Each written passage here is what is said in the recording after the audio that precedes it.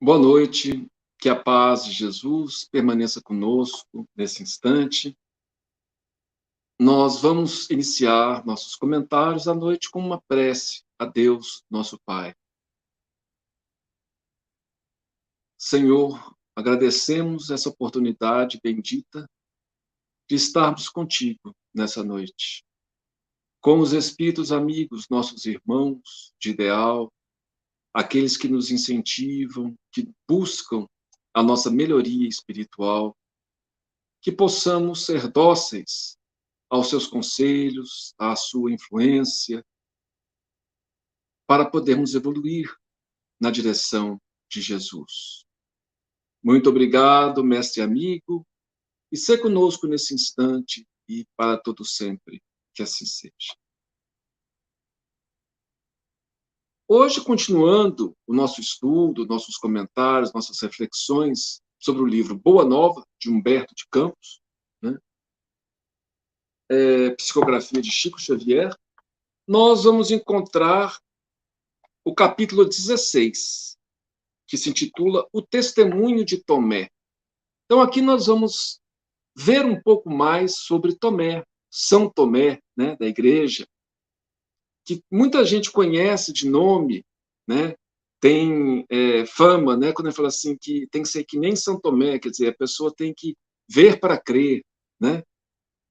E aqui nós vamos conhecer um pouco mais, porque nos evangelhos é falado muito pouco sobre ele. E aqui nós vamos encontrar mais informações que Humberto de Campos nos passou. Acertar aqui, isso. Bom, conta a narrativa de Marcos, né, o Evangelho de Marcos, que voltando Jesus de uma de suas excursões, se encaminhou para o território de Dalmanuta, onde vários fariseus se puseram a discutir com ele, para experimentá-lo. Entremostrando a dor que lhe causava a incompreensão ambiente, o mestre exclamou com sua energia serena: por que pede esta geração um sinal do céu?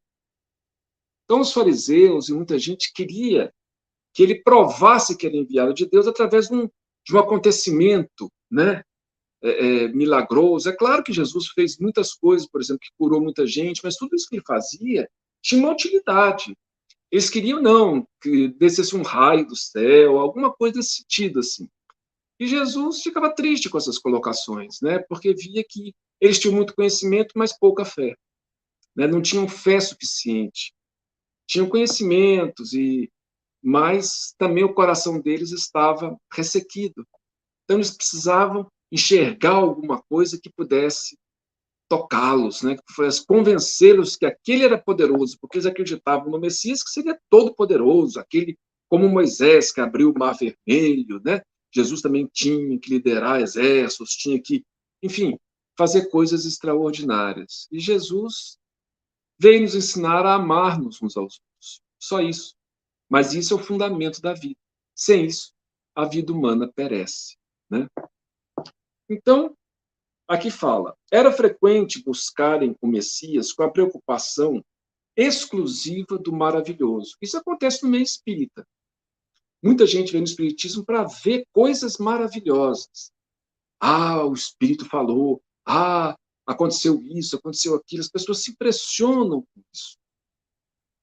Mas isso não é o mais importante, porque o importante na doutrina espírita, o importante da mensagem cristã é a nossa mudança íntima, a mudança dos nossos sentimentos, para que possamos ser felizes e fazer os outros felizes também. Alguns exigiam os milagres mais extravagantes, no ar, no firmamento, nas águas. Jesus não afirmava ser o Filho de Deus? No exercício do seu ministério, não expulsara espíritos malignos, não curara paralíticos e leprosos? Os fariseus, principalmente, eram os que desejavam crer nos ensinamentos novos. Mas, dentro das normas do velho egoísmo humano, reclamavam prévias compensações do sobrenatural ao apoio do dia seguinte. Então, os fariseus queriam acreditar. Por quê? Por que Jesus, a gente vê tanta menção aos fariseus no Evangelho? Porque eles eram aqueles que tinham mais conhecimento das leis divinas. Eram os mais estudiosos. Eram aqueles cuja doutrina, na teoria, era a que mais se aproximava da mensagem do Cristo, por incrível que pareça. Jesus não nos acusa de professarem uma fé, uma doutrina, uma crença errada. Jesus nos acusa de quê? De serem hipócritas, de fingirem que acreditam, mas agem de forma diferente. Assim como nós muitas vezes fazemos. Nós nos dizemos espíritas, cristãos, falamos, por exemplo, da importância do perdão, mas não perdoamos. Então, muitas vezes, nós somos os fariseus atuais. Temos algum conhecimento, mas não o aplicamos. Então, isso que é perigoso, isso que é grave. É pior do que alguém que não tem conhecimento algum. Né? Como acontecia com outros grupos religiosos, outros grupos judeus. Os saduceus, por exemplo, eram um grupo também que aparece no Evangelho, mas eles eram muito mais materialistas. Embora acreditassem em Deus, eles não acreditavam na sobrevivência da alma, né? Achavam que tudo era matéria, que Deus punia e recompensava aqui mesmo na terra, e como eles eram ricos, geralmente, eles acreditavam que Deus estava favorável a eles. Jesus olhava para eles e via que era muita ignorância, e era difícil, né, tentar convencê-los de alguma coisa. Mas os fariseus não, os fariseus acreditavam na existência da alma humana, né? Muitos acreditavam, inclusive, que o fundamento da lei era amar a Deus sobre todas as coisas e o próximo como a si mesmo. A gente vê isso no Evangelho. Quando um fariseu chega para Jesus e fala: Senhor, qual é o maior mandamento? E Jesus responde para ele: o que lhe diz a lei? Como você aprendeu? E ele fala: bom, amar a Deus sobre todas as coisas e ao próximo como a si mesmo. O fariseu responde e Jesus fala: você respondeu muito bem. Né? Então eles também acreditavam, só que eles não acreditavam, eles professavam esse tipo de fé, de crença, mas não agiam de acordo. Então era a hipocrisia que Jesus criticava. Né? Então os fariseus queriam uma prova que ele era o poderoso Filho de Deus. Exigiam algum tipo de demonstração fantástica, sobrenatural. E ao longo de toda a história da humanidade, as pessoas se impressionam com isso.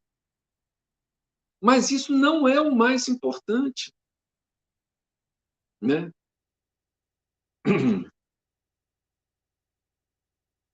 De todos os discípulos, era Tomé o que mais se preocupava com a dilatação que lhe parecia necessária da zona de influenciação do Senhor, junto dos homens considerados mais importantes e mais ricos.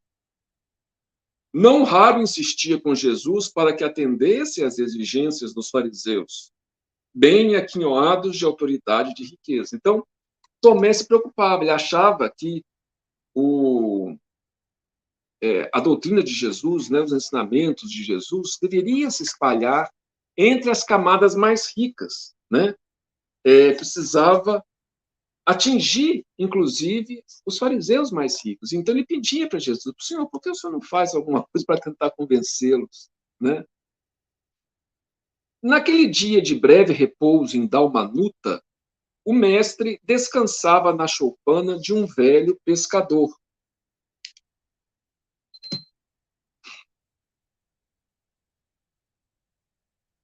Por nome Zacarias. Quando o discípulo surgiu, inesperadamente, reclamando-lhe a atenção nestes termos: Senhor, numerosos homens de importância estão na localidade e desejam o sinal de vossa missão divina. Então, Tomé achava assim que era importante que Jesus atraísse essas pessoas que ele, Tomé, achava que eram importantes. Porque nós relacionamos sempre a importância com a posição social na atual existência. Mas hoje, um que é rei pode voltar como escravo. Ou, hoje em dia, né, voltar como servo, ou como, enfim, nas camadas mais humildes. A posição social desse mundo é transitória, passageira. Só os tesouros, as conquistas do coração são permanentes. Reparando que Jesus guardara silêncio, Tomé continuou a falar, desejoso de acender entusiasmo em torno do seu alvitre. São altos funcionários de Herodes, o rei Herodes da Galileia, né? Em companhia de doutores de Jerusalém, que doutores, no caso, doutores da lei, né? Que eram fariseus, na maioria das vezes, pessoas com muito conhecimento, que excursionam por essas paragens. Além disso, estão acompanhados de patrícios romanos, quer dizer, estavam junto com romanos importantes. E isso era muito importante também, porque os romanos dominavam militarmente aquela região, né? Interessados em conhecer o lago e as suas aldeias mais influentes. Esses viajantes ilustres fizeram-me portador de um convite atencioso e amável, pois vos esperam em casa do centurião Cornélio Cimbro. Então, eles estavam na casa do centurião, que o centurião é o comandante romano, né? De uma centúria, de uma tropa de legionários romanos. Então, eles estavam na casa desse centurião e pediram, falaram para Tomé, vai lá, chama Jesus, que a gente quer, né, que ele nos convença, que ele nos mostre os seus poderes. Jesus, entretanto, depois de longo silêncio, no qual pareceu examinar detidamente a atitude mental do interlocutor, de Tomé, perguntou com serenidade, mas em tom algo doloroso: que desejam de mim? Querem conhecer-vos, mestre, replicou o apóstolo, mais confortado. Não é necessário que me vejam a mim, mas que sintam a verdade que trago de nosso Pai. Olha a humildade. Eu não sou importante. O importante é que eles conheçam a verdade que ele traz de Deus. Redarguiu Jesus com tranquila firmeza. Deixando transparecer o desgosto que aquela resposta lhe causava, Tomé insistiu. Mestre, mestre, atendei-os. Que será do evangelho do reino e de nós mesmos sem o apoio dos influentes e prestigiosos? Esse foi o grande erro dos cristãos, porque depois de Jesus, muitos acreditaram nisso, que era importante o apoio dos Césares, dos reis, e isso desvirtuou demais o cristianismo, não é? Acreditais na vitória sem o amparo das energias que dominam o mundo?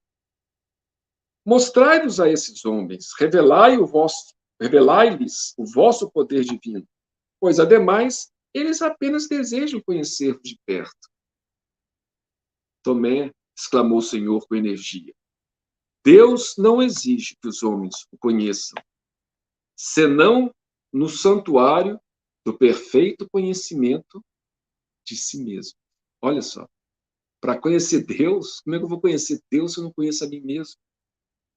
Né? Eu venho de meu Pai e tenho de ensinar as suas verdades divinas. Nunca reclamei dos meus discípulos as suas homenagens pessoais. Olha que coisa, né? Quantas vezes nós achamos que é importante louvarmos Jesus e tudo mais e tal. Talvez para nós faça bem, mas ele nunca pediu isso. Ele nunca pediu louvores, ele pediu ou convidou-nos a segui-lo.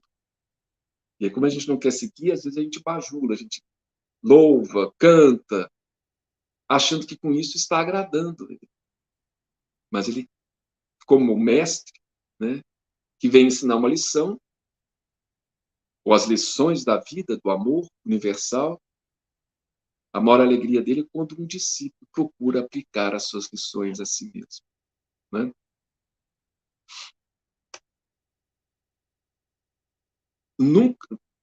Nunca reclamei dos meus discípulos as suas homenagens pessoais. Apenas tenho recomendado a todos que se amem reciprocamente ao longo da vida.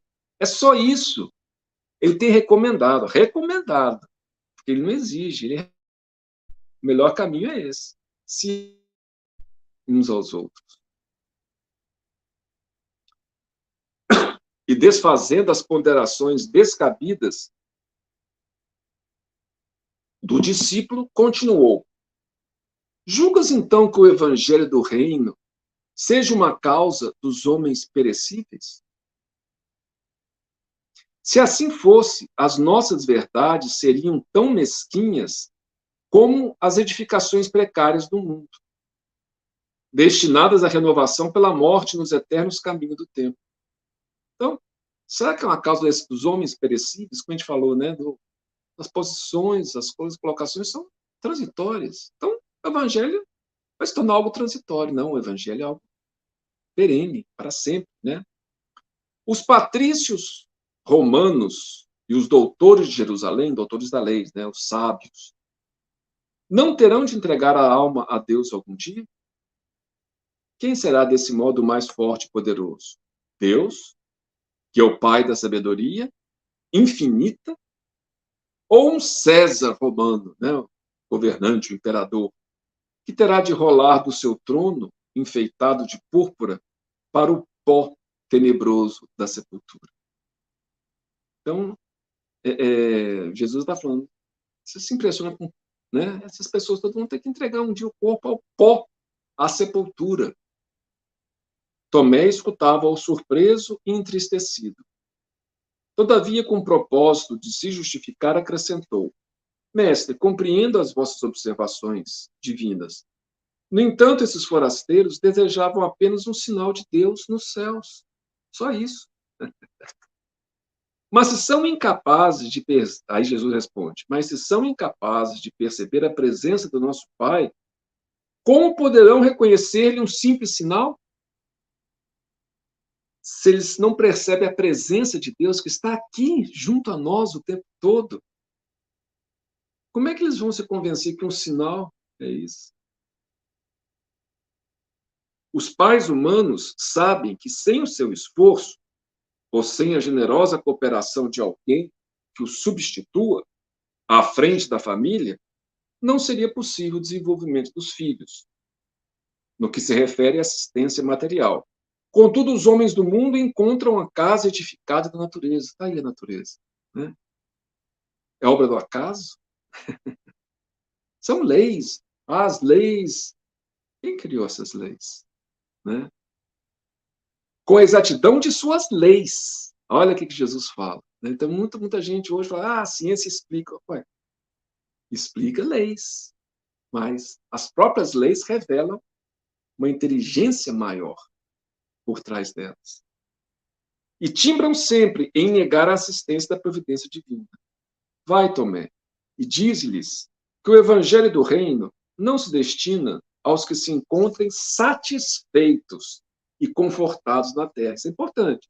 Está satisfeito? Acha que está tudo bom, que a vida é só isso? Então o evangelho não é para você. O evangelho é para aqueles que já sentem necessidade de algo a mais. Algo mais profundo. Sentem necessidade dos valores do espírito. Destina-se justamente aos corações que aspiram a uma vida melhor.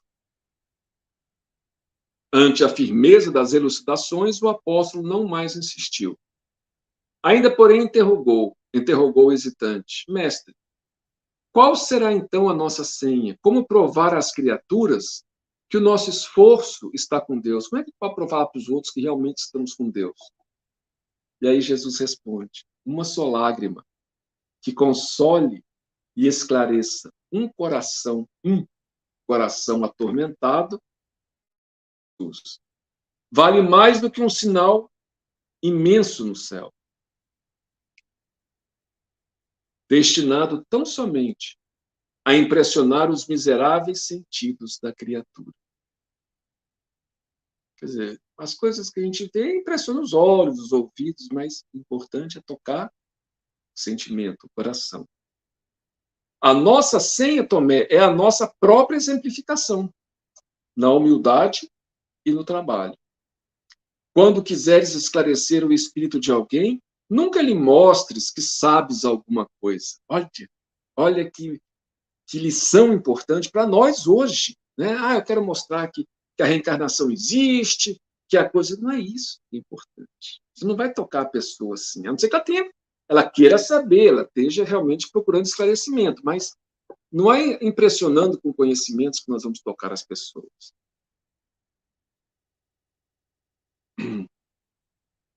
Sofre, porém, com as suas dores e colherás resultados. Sofrer com as dores é ter compaixão.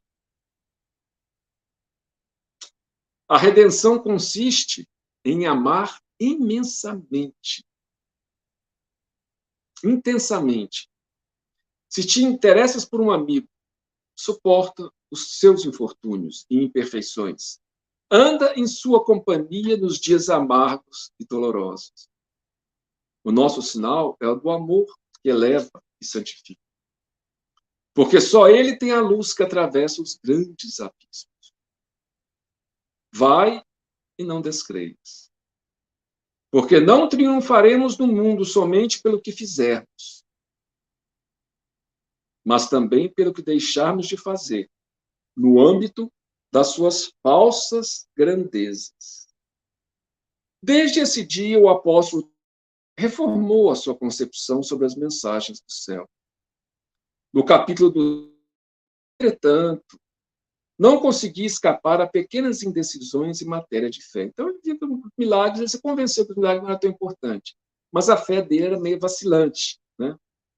Não podia excluir de sua imaginação o desejo de uma vitória ampla e fácil do Evangelho, pela renovação imediata do mundo, e a transformação imediata. Isso acontece com muitas pessoas, cristãs ou não. Todos aqueles que propõem uma revolução, uma mudança, né, querem uma transformação imediata. Como assim? Para transformar o mundo, cada ser humano tem que se transformar. Isso é a grande ilusão daquelas pessoas que têm uma pressa, no sentido de achar que Deus deve impor, né, a sua lei ao coração.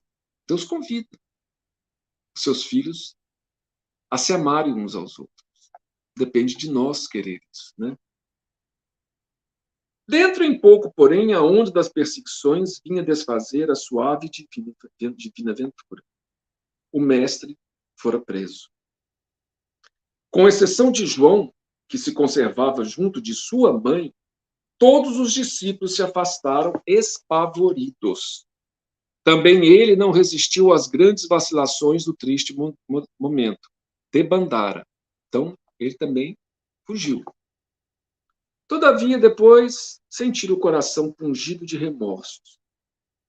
Almejava contemplar o mestre querido, ouvir, se possível, pela última vez uma palavra dos seus lábios divinos. Ele amava profundamente Jesus, então ele queria ouvir mais uma vez Jesus. Disfarçando-se, então, de maneira a tornar-se reconhecível, a fim de livrar-se das iras da multidão, incorporou-se nas ruas movimentadas ao ruidoso cortejo. Seu coração batia acelerado. Rompeu a massa popular e aproximou-se do Messias. Isso o Evangelho não conta. Mas ele chegou perto, disfarçado, né? Que caminhava sob a cruz a passos vacilantes. Seguido de perto pelos soldados que o protegiam contra os ataques da plebe. Por incrível que pareça, os soldados que iam crucificá-lo, os soldados romanos, estavam protegendo o próprio Cristo dos ataques do povo revoltado. Olha só que perturbação espiritual nesse momento, né? Que loucura. Sentiu que uma grande angústia lhe dilacerava as fibras mais delicadas da alma.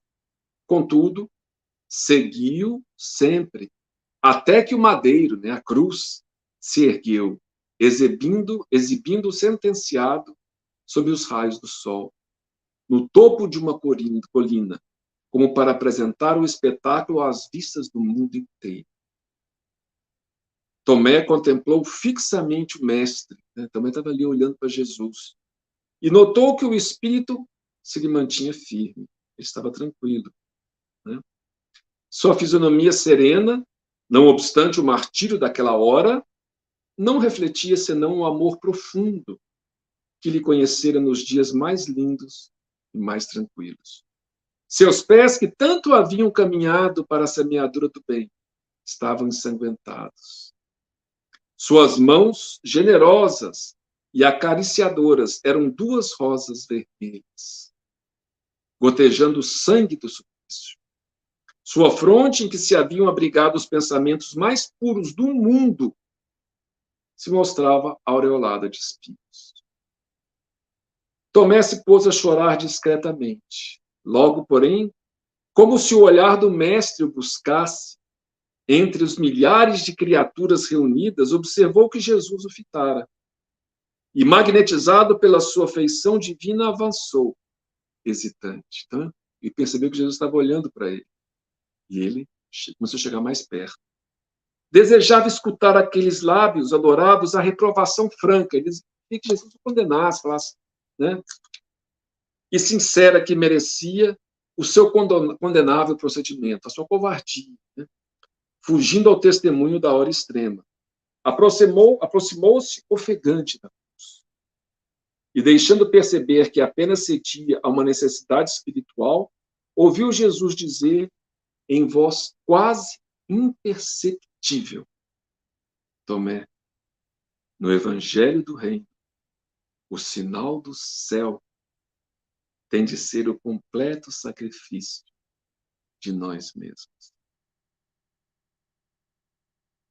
O apóstolo compreendeu-lhe as palavras e chorou amargamente. Não obstante a advertência do Messias, feito do alto da cruz, o discípulo continuava naquela atitude de dúvidas quase invencíveis. Considerava o Cristo a mais alta figura da humanidade, tratando-se do amor que ilumina as estradas da vida material. Mas no que se referia ao raciocínio, Tomé mantinha certas restrições. Sua alma se deixava empolgar por inúmeras indecisões quando a notícia fulgurante da ressurreição estalou em Jerusalém, por entre vivas manifestações de alegria. Isso acontece com muita gente. Ah, Jesus é o amor, tal. Mas em termos de raciocínio, em termos de conhecimento, gente, Jesus é o criador da terra, o co-criador, o criador de tudo é Deus. Mas foi através de Jesus que o nosso planeta se formou, segundo informações de Emmanuel. Há bilhões de anos. É um espírito, né, elevadíssimo. Não só no campo moral, mas no campo do conhecimento. Então, é uma ilusão muito grande achar que a gente é mais sabido que Jesus. Então, a gente fala, não, Jesus ensina isso, mas isso não funciona, porque como assim? Ele é um mestre. Essa descrença nos leva a não segui-lo. Embora nós gostemos dele, o admiremos, mas a gente acha que a gente é mais sabido que ele. É um absurdo, né? Mas acontece. E o próprio Tomé tinha essa visão. Maria de Magdala, Pedro, João, bem como outros companheiros, tinham visto o Senhor, tinham-lhe escutado a palavra. Incerto de si mesmo, quase vencido na sua escassa fé, o discípulo procurou os amigos, ansiando pela manifestação do Mestre adorado. Todo mundo falou, João, Pedro, Maria Madalena, né? Mas ele queria ver, ele não viu, né? Reunida a pequena comunidade depois das preces habituais, Jesus penetrou na sala humilde, com um sereno sorriso, desejando aos companheiros paz e bom ânimo, como nos dias venturosos e risonhos da Galiléia. Tomé, sentindo o coração bater-lhe precipitado, ergueu os olhos. Tomé ouviu. O Senhor, percebendo-lhe os pensamentos mais ocultos, aproximou-se do discípulo de fé vacilante e o convidou a tocar-lhe as chagas. Então, Jesus se materializou até com as próprias feridas que tinham sido crucificadas, né? Depois de pronunciar as palavras que as narrativas apostólicas registraram, acrescentou bondosamente: Tomé, põe a tua mão nas minhas chagas e não te esqueças de que é o sinal. Quer dizer, o sinal não era a aparição de Jesus, mas a renúncia, como ele falou, o sacrifício dele.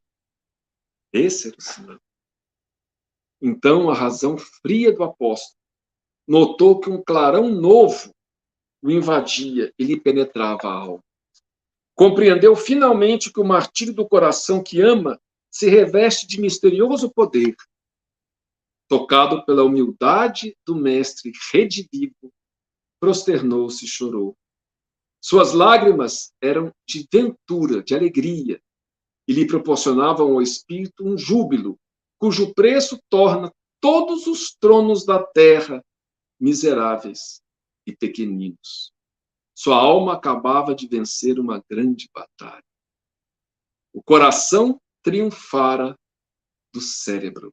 O sentimento lhe acrisolara a fé. Allan Kardec,